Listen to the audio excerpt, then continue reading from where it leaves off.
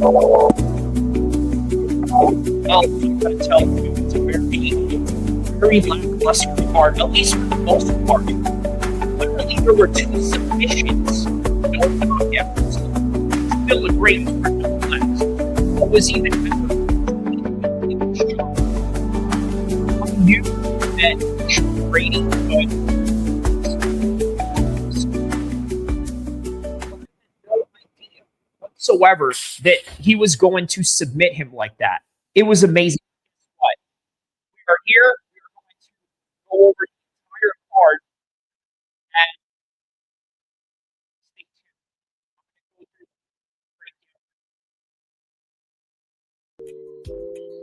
tuned. All right. So by unanimous decision, it is Fernandez that wins this one. So a little breakdown of this whole entire fight, right? Man, the leg kicks, the constant leg kicks of Fernandez. And then on top of that, Garam came into this fight as the heavy favorite. Did he look like the heavy favorite to you guys? I mean, be honest. At least going into the fight, you would think that he is, based on the fact that he is a training partner of Ilya Topora, the champ, and Khamzat Chimaev, who unarguably is the scariest man in the UFC right now, the boogeyman of the UFC. But nonetheless, here's one thing that's really important to understand about this fight. Training partners and their status don't win fights. It's great matchups that win fights. He knew how to prevent the takedowns. He knew how to set an offense to where Garam was not able to respond. And as a result, he picked them apart this whole entire fight. So great job on Fernandez. On to the next one. On this one, and round one, Conlon wins at that round, in my opinion, which is the constant takedowns, right? Round two, Fletcher was told by his corner, you know what, you got to turn up a notch a little bit, right? So he initiates the wrestling, gets the takedown via the urgency of his corner, now maintains a backpack position while Fletcher won the second round. The third round, Loughran had the first takedown. He initiated straight up, laced Fletcher's legs, Khabib style, and at the end of the third round, they got into that little brawl, threw some nice elbows, threw some nice strikes. Very close fight, but who won this one, really, right? It was a very tough to judge. Very tough fight to judge, but by the end of it, Loughran won this one by a decision. And you know what? I would not have been mad either way who would have won that fight, but it was Fletcher. I'm sorry, not Fletcher who won this, but Loughran who had won this. I wouldn't be mad if this gone to a split decision or even a draw. But by the end of the day, they had to pick a winner, and the winner tonight is Loughran. So congratulations to him. On to the next fight.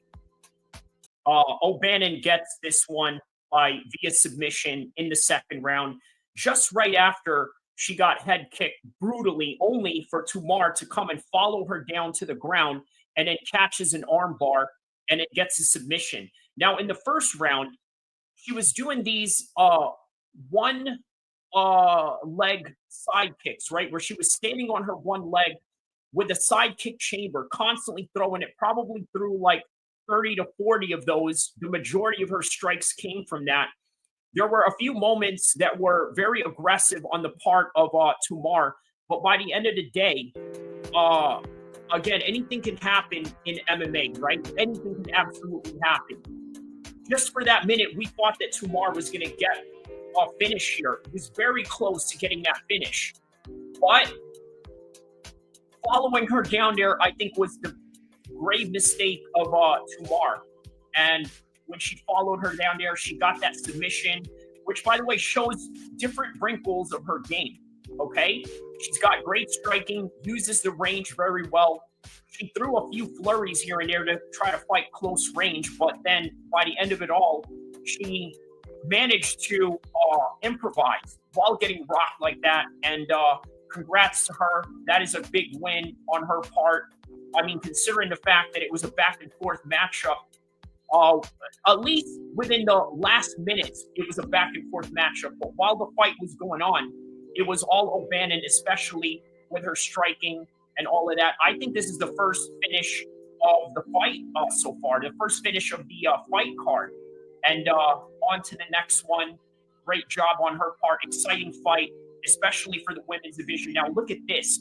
Look at this head kick right here that we are currently watching the replay. She head kicks her and then she shoves her face into the ground, right? Like literally like this, shoving her face. And then as she follows her down there, O'Bannon says, you know what? I got some tricks up my sleeve. So here it is. I'm going to throw this arm bar at you. And lo and behold, she improvises. She wins right after a crucial moment like that. That's all she wrote. Literally, that's all she wrote, because she wrote that to absolute perfection. On to the next fight. There were some really exciting moments in here where the spinning attacks came from Duncan, from the elbows, wrestling up against the cage. Ref breaks him up with just less than a minute within the first round. I gave the round one to Duncan. Round number two, Duncan keeps walking him down. And Pulev, again, clinch fighting with more spinning attacks and spinning kick attempt by the end of the second round. I gave the second round to Duncan. Third round, I just basically broke down the third round for you right now, which is basically the same as the first and second round. He went and took a double knee shot right from the clinch position. He went and jumped two knees, two flying knees consecutively. And again, more clinches at the end. He got him with a nice elbow at the clinch at the end, which really demoralized Pulev. This was the fight to win for Christian Leroy Duncan, and that was all she wrote. After this, this is Myson Tybura and Mick Parkin coming up next, training partner of Tom Aspinall, who has also fought Myson Tybura. But yeah, here's a easy unanimous decision win by Christian Leroy Duncan nonetheless. Now, would it have been better if he went and got a finish? Maybe. But hey, fighting is fighting. This is what you do. You do your best to try and put these guys away. You're fighting the best guys in the world, and sometimes that doesn't happen. But either way, it was a 3-0 shutout, and that's as exciting as it gets for Christian Leroy Duncan on this one. On to the next one between Myson Tybura and Parkin. Now, look, a little something about this this fight right here, okay? So Tybura mixed some good wrestling with basically fighting, you know, within the range, right? Within the first round, there was a lot of good outputs between them, good outputs, especially for a heavyweight, right? Now, in the second round, in the first round, Tybura got a takedown late into the round, right? That has to be taken into consideration. The second round, good scrambles, Parkin coming back with a ground and pound, almost finishing him. I was thinking like, wow, the referee would have finished this fight right now. Any referee would have finished this fight, but Myson Tybura did a very good job in terms of keeping himself in the fight. Now, Parkin gets a takedown, which is literally a minute left into the second round. In the third round, both were throwing straight shots. Both look labored. Most heavyweights really don't finish, don't last as long as usually ends up in a finish. But Myson Tybura actually looked fresh at the end of the round, and that's probably because Mick Parkin had to put on all the volume that he had. But thanks to that freshness, guess what? How about this? In a sudden turn of events, he's the one that ends up winning by a unanimous decision. It was an upset. Mick Parkin, I really thought Mick Parkin would have won this one right here. But you know what? Once again, another fight that many of us in the MMA content space got wrong, because I guarantee you a lot of people were really expecting Mick Parkin to win this one, but that's not how it goes. Once again, just like Guram earlier in the fight, having a famous training partner does not win fights. Great matchups win fights, and it was a great matchup for Myson Tybura. Congratulations to him. He won this one. and on to the next one. From round 1 to round 3, he has the volume, but it is Kavanaugh who has most of the takedowns. So how would you score a fight like that if you have those two contrasting outlooks, right? Look, the first round, man, it was a back and forth like crazy. And credit to Dos Santos, he was out there hitting these bottom elbows from the bottom, very similar to that of what's his name, Tony Ferguson, which by the way caused a lot of the blood to drip between these two. The blood was majority coming from the top of the head of Kavanaugh. It was a very bloody fight. Look, I would not be surprised if this fight gets fight of the night. In fact, it should. I hope that it does. I hope that this gets fight of the night. You know what? Forget fight of the night.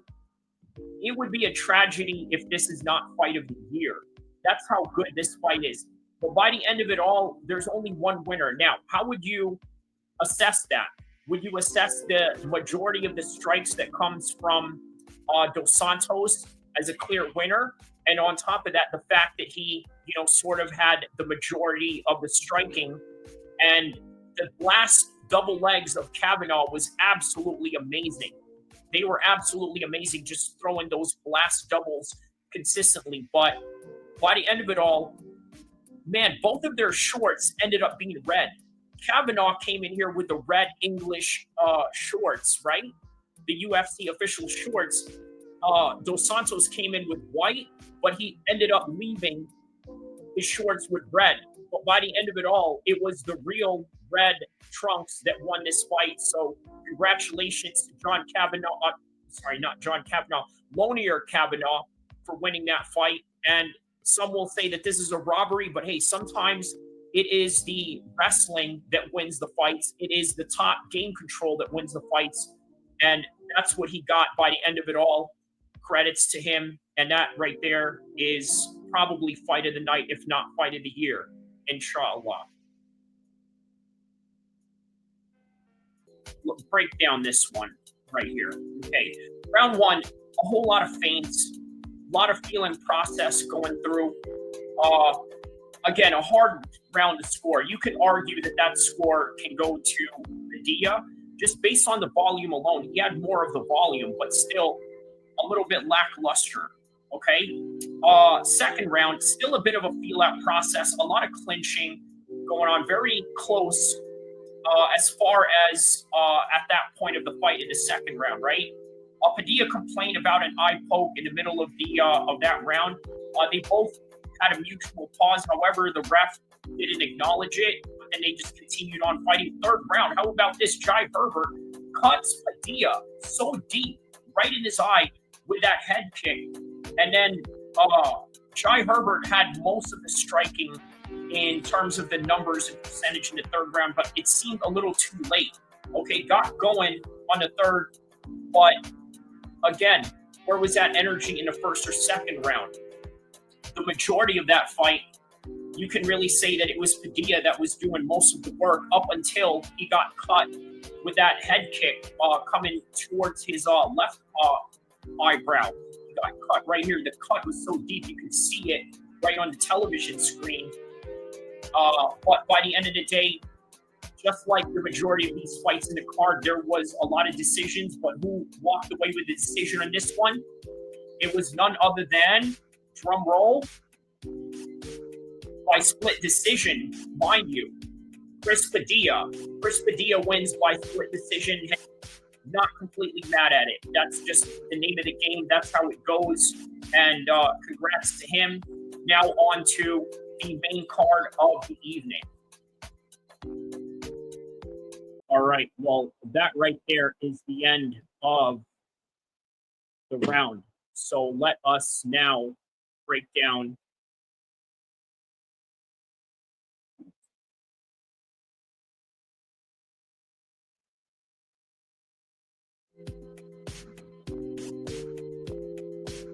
all right, so this is going to go to the judges' scorecards, okay? Let's take a look at the fight, okay? Round 1, Wood rocks Charrier, right? Charrier is literally in recover mode and survival mode at this point, right? Charrier recovered, still getting hit in the second round, right? I mean, Nathaniel Wood was really looking good here, right? Good back and forth, but at the same time, round two was a better round for Charrier, I think. Nathaniel slowed down in the third round, right? But you got to think about this. I hear a lot of people all the time say, like, oh, you know what? This guy slowed down in the middle of the fight and this and that. And you know what? Most times when it is that guy that's slowing down in the fight, it's usually the guy that's hammering the nail. And that's what Nathaniel Wood was in this fight. Once again, another decision that goes into the cards for UFC London 2025. But who really won this fight? There's only one winner. I think Nathaniel Wood is the winner of this fight. But then again, you never know what the judges are going to say by the end of it all, right? So, again, the kicks on Charrier were really good, right? He was really good with throwing some body kicks. Good job throwing some kicks up top. Both were going back and forth with some leg kicks. But once again, after 3 rounds, we go to the unanimous decision. And all 3 judges scored 30-27 unanimous decision by Nathaniel Wood. So Nathaniel Wood comes out the winner of this. Charrier really had to start out early. I mean, he was at a deficit by the time he got knocked down. And that was all that she wrote. Congratulations to Nathaniel Wood. On to the next fight. Duncan, in the first round, he kicked Jordan Vanesh. I'm sorry, forgive me if I said his last name wrong. People forget and say my last name wrong all the time too. But check this out. As soon as he rocks him, he gets on the ground, gets control time, right?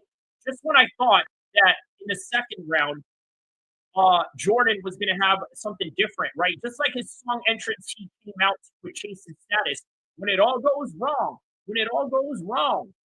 and everything absolutely went wrong. As soon as he took him down or tried to take him down, right there, he grabbed onto the guillotine, and that was all she wrote right there. So, congrats to Chris Duncan. That was an amazing fight. Jordan did his best. Hey, you know what? He had a great entrance song for that fight, but entrance songs don't win fights. So, shout out to Chris Duncan for that win. And that is all she wrote right there.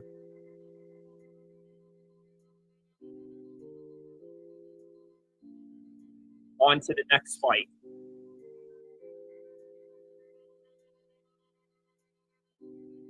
Now, she took her down very early into the fight, and then out of nowhere, she got one arm right around her. She was trying to choke her with one arm, and just when you thought that perhaps maybe Molly was going to get out of it, she ended up succumbing to the rear naked choke, and that was all she wrote from there. Where does Molly go from here? We don't know. But I can tell you the whole entire crowd was silent in London just right after that happened. Just complete dead silence. And by the way, this is her UFC debut. And by this point, Molly McCann is already a formidable UFC vet. But that was all she wrote. You know what? That's combat sports in a nutshell. It's not about your heroes, your hometown people that are always going to win. It's always going to be the one that deserves the win the most that's going to win. And that was Alexa T tonight. So moving on with the rest of the fight card. First round. Okay. After that, out of nowhere, Gunnar Nelson gets a takedown. Seems to be the better wrestler between the two. What does he do with it? They end up getting into these scramble exchanges, and omoplata was applied on Gunnar Nelson while his arm was twisted back. He was lifting Kevin Holland, showing his strength prowess on that regard. They were smiling at each other while all of that was going on. In the first round, he almost finished Gunny, just based on, with some straight shots. Now, in the second round, Nelson takes him down again. Twice he takes him down. Round 1 and 2, more scrambling exchanges. Gunny looked rocked in round 1, even though that he was ground controlling Gunny, right? Good clinches, elbows by Holland. He threw some knees into clinches as well. A hard ground and pound at the end by Gunnar Nelson. More scrambling exchanges, but by the end of it all, the scorecard was given to Kevin Holland, and having some little words of exchanges of positivity amongst each other at the end of the fight right now. So that is all that she wrote right there. Great win for Kevin Holland. It was a very exciting fight again. Another fight that went to a decision like many of the fights in this card. So from then on, moving on to the next fight of this UFC London fight card.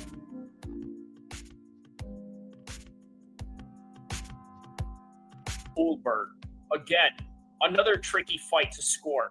And again, just like most of the fights in this card, it went to a decision. It is a very tricky fight. Look, it's very difficult to get a real offense going when you got a high-level striker in front of you. I'm talking about Carlos Goldberg. It's also hard to get going when you have a fighter who hits as hard as Jan does. And those two things are just coinciding with each other in a way where, you know what? Something has to give. And what exactly is that? Well, man, this is a very, very difficult fight to score, man. I can't emphasize that enough of how difficult it is to score this fight. What I will say is that Jan is the one who's got a busted eye. But does that really mean anything? Does it really mean anything in terms of him having a busted eye? The strikes seemed even, but all three judges had it one way. And it was only one way in a unanimous decision, and it went to Carlos Goldberg, which is shocking. Carlos Goldberg got the win. Now, did he deserve it? Well, I tell you what, the crowd doesn't seem to think so. The crowd is upset right now. They are angry at the fact that Carlos Goldberg won this fight. But I tell you what, he avenged a loss from Israel Adesanya, which is even crazier. Which tells me this guy deserves the title shot right now. If not, fight somebody like Pereira, maybe fight somebody like Jamal Hill, or maybe that's a step down at this point. He needs to fight for a title shot. So he beat contenders, world title challengers. Well, what does he want next? He's got the longest streak in the light heavyweight division right now. And he said that's all that really matters. There's no one really there that he can call out. So let's hear what he had to say about the strategy here. He said that his whole entire plan here was to just stick and move. And he wanted to make sure that he would keep it on the feet and just get away from his power pretty much. So that is all that we have for the co-main event. Now, on to the main event of the evening. After that, out of nowhere, Gunnar Nelson gets a takedown. Seems to be the better wrestler between the two. What does he do with it? They end up getting into these scramble exchanges, and omoplata was applied on Gunnar Nelson while his arm was twisted back. He was lifting Kevin Holland, showing his strength prowess on that regard. And they were smiling at each other while all of that was going on. In the first round, he almost finished Gunny, just based on, with some straight shots. Now, in the second round, Nelson takes him down again. Twice he takes him down. Round 1 and 2, more scrambling exchanges. Gunny looked rocked in round 1, even though that he was ground controlling Gunny, right? Good clinches, elbows by Holland. He threw some knees into clinches as well. A hard ground and pound at the end by Gunnar Nelson. More scrambling exchanges, but by the end of it all, the scorecard was given to Kevin Holland and having some little words of exchanges of positivity amongst each other at the end of the fight right now. So that is all that she wrote right there. Great win for Kevin Holland. It was a very exciting fight again. Another fight that went to a decision like many of the fights in this card. So from then on, moving on to the next fight of this, you go in there with a guy who's used to going all 5 rounds, who's been in many championship fights. And right now, going into the 4th round, Leon looks so discouraged going into the championship rounds right now. No way. Brady's going to do a job on him, isn't it? It looks like that so far, isn't it? Yeah. Damn. See, you predicted it right, bro. That's what I'm saying. You know your stuff, bro. Hey, but you know what? The rest of the card, though, man, was horrendous. To be honest, the picks that I had, and I think with everybody, All right, because bro. you know what? All the experts. It happens, bro. Huh? It happens, It happens sometimes. Yeah. You can't get them all right, It's combat sports. Anything can happen. And Leon, I think that is the most prominent. Yeah, there it is. He took him down again. Leon has no defense to this. Bloody hell. And now he's on top of him again in the half guard position. And Sean Brady is working to try to get the full mount position again. But, Leon still has good ground defense. And here's the thing, right? You can prevent a lot of things on the ground, but still, they're still scoring points on you by getting all this control time. Yeah. So even though he's preventing him from getting submissions, even though he's preventing Sean Brady from pounding on him from the top, still, it's ground control time that the judges are looking at. Okay. And now look at this. Leon, out of desperation, he's pulling on the shorts of Sean Brady. Sean Brady's looking to get a mount choke right now. A mount guillotine choke. He tapped! He tapped! He tapped! Oh, he tapped! He made Leon Edwards tap! Leon Edwards tap! Leon Edwards tap! Leon Edwards tap! I can't believe it! Leon Edwards tap! No way! Leon Edwards tapped in the 4th round. Oh my God! He's never been tapped, innit? He's never been submitted before. Crazy, bro. Man. No way, just tapped out, bro. Yeah. Fuck's sake. He's never been submitted before, hasn't he? Bro, the O2 Arena right now is quiet. Yeah, bro, there must be, bro. That's a big shot, bro. Fucking hell, he submitted him. Damn. Leon, man, I don't know what happened, bro. Fuck's sake, his man was supposed to be representing for us, bro. I know, man. And you know what, bro? Even though Sean Brady got beat up by Bilal, he did better than Bilal against Leon. Now, granted, Bilal was fighting at 5 a.m. in the morning. Yeah, no, facts. You know what I mean? So, I can't believe he submitted him. Big ups to Philadelphia MMA because Philadelphia this year won the Super Bowl, and Sean Brady got a big win. And you know what? And his daughter was born just recently on the day of the Super Bowl. So as a Philadelphia guy, this is a big deal for him. His team won the Super Bowl. His daughter was born on the same day that his team won the Super Bowl. And and he just got a win over a former champion in Leon Edwards in his home country.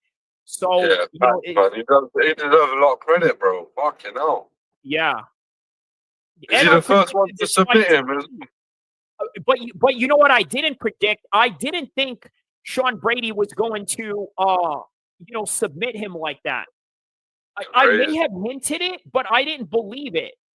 You know what I mean? Like, I said something to the effect where it's possible he could probably submit him, but if there's anybody that's going to get a finish, it's going to be Leon. But for sure, whoever's going to win, it's going to be Brady on the scorecards.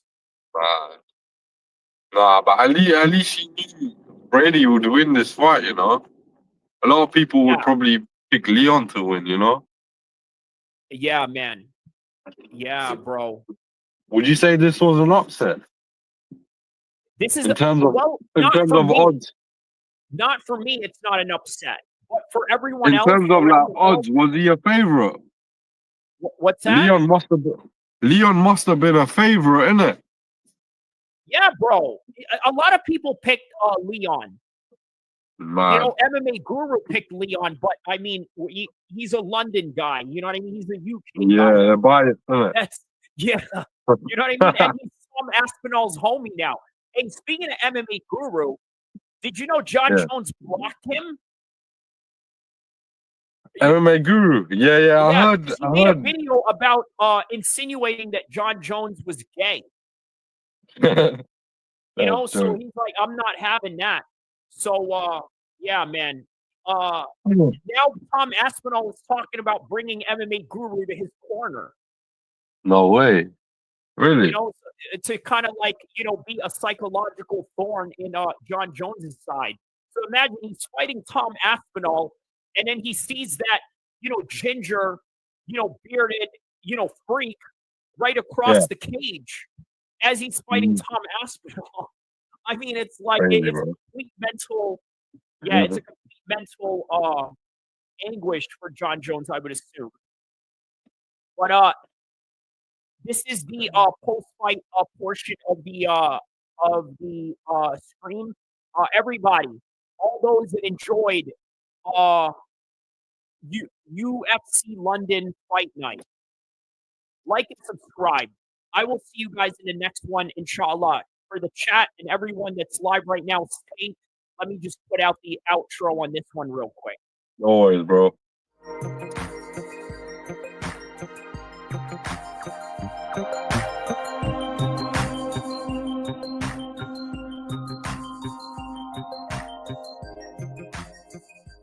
Congratulations to Sean Brady and the city of London.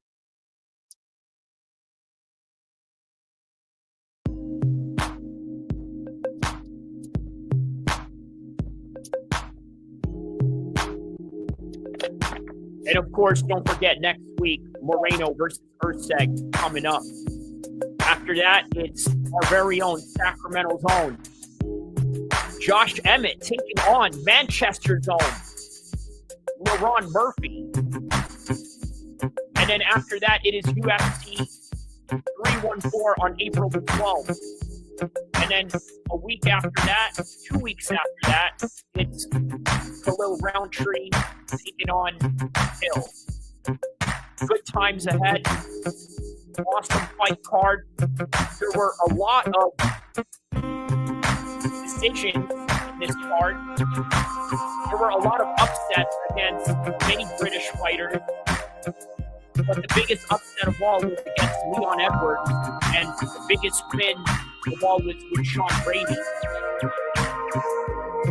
And we also found out that Tom Aspinall and John Jones are signed officially, but not really out there in the media yet. So all of that remains to be seen. So everybody that enjoyed this card, once again, don't forget to like and subscribe. I will see you in the next one, inshallah.